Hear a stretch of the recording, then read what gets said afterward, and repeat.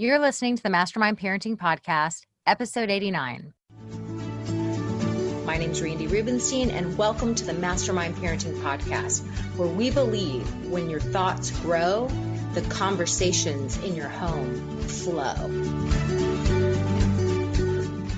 All right. Hi, guys. How are you this week? I wanted to talk about practicing what we preach, hypocrisy, parent hypocrisy. Yeah, fun topic, huh? We're keeping it real. We're talking about anything and everything. Nothing's off limits. So looking in the mirror and realizing some things, look, it's just a part of the whole self-awareness thing. And what made me think I wanted to have an episode on this is there was one of my newest members of the mastermind. She posted something recently and I thought it was really good. And I asked her if I could talk about this on the podcast. She said, sure, I'd love it.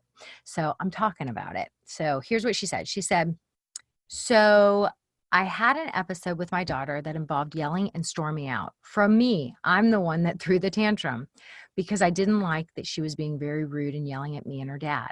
I had to leave the room. I did the breathing and I realized that traditional parenting is so hypocritical.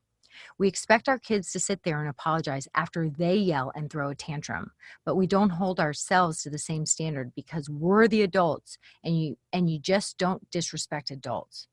So I took deep breaths and I went back to my daughter to apologize for how I reacted. Why did that feel so hard to do? Exclamation point, exclamation point. And I told her the reasons why I got irritated and how I should have just walked away and taken deep breaths. After I spoke with her, she gave hugs and apologized for how she spoke to us and how she was acting. And she did it on her own, and we did not tell her she needed to apologize. So that felt great. Now I just need to remember to stop and breathe instead of just immediately reacting when I'm getting triggered. Then she said, she was referring to a conversation I had about something recently that happened with my son. And she says, your explanation of how you were able to communicate your expectations for your son and you let him connect the dots helped me realize a common theme in the way of the mastermind parent. Having kiddos and people come up with their own conclusions and solutions. I have it so ingrained in my head that I've been through this and this is the only solution. So let me tell you what it is. And I bet when the other person reaches the conclusion or solution, it sticks in their brain. Whereas a lecture, not so much.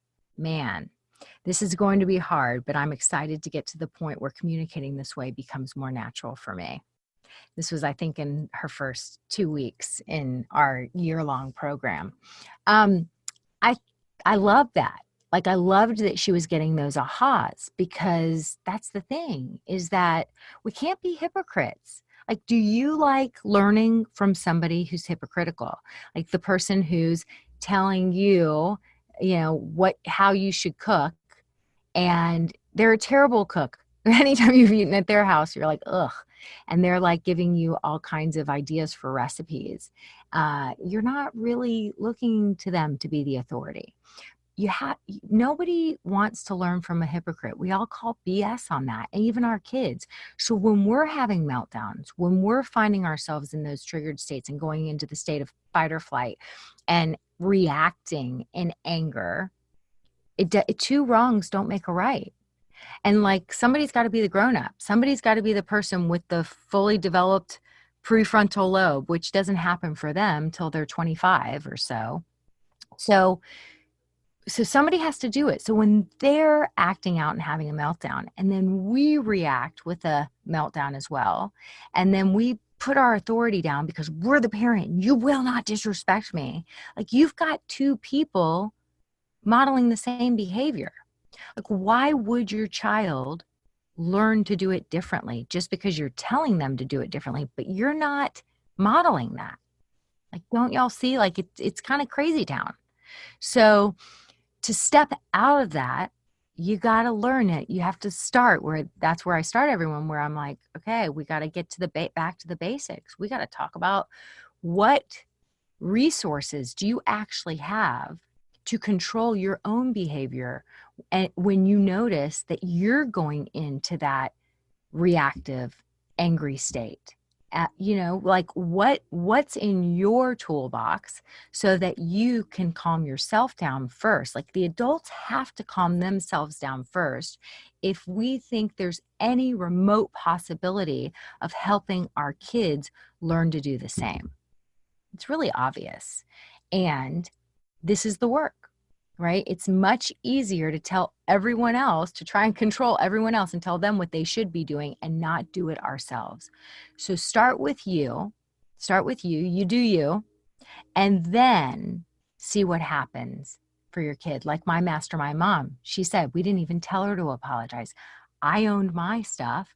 And next thing you know, she was giving me hugs and apologizing. Like the mom modeled behavior she wanted to see in her daughter. Like really, for real, she modeled it and she owned it. And then her daughter followed suit. It's a beautiful thing. So that's what I've got for you guys this week. Have a great one. Have you read my book, The Parent Gap? Have you listened to my book, The Parent Gap? I doubt you've listened because my publisher hasn't released it yet on Audible. However, I have the audio version of The Parent Gap that I would love to send to you. You can download it at mastermindparenting.com/book. That's mastermindparenting.com/book for your free audio version of The Parent Gap. You're welcome. Bye.